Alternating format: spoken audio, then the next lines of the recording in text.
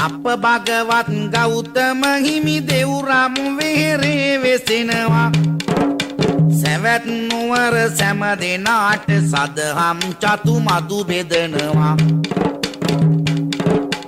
එම නුවරට නුදුරුව හොඳ පසල් දනව්වක් තියෙනවා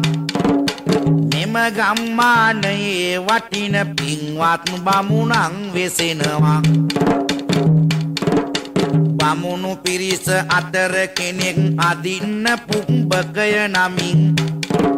නැමුණු සිතක් නැත ඔහු ළඟ ධන රැස් කළේ ලෝභ කමින් නැත සදහම් රස විඳින්නේ දන් වේලක් නොමැත දෙන්නේ ඇත තණ්හා ගතිය හදේ වස්තුවමයි රැස් කරන්නේ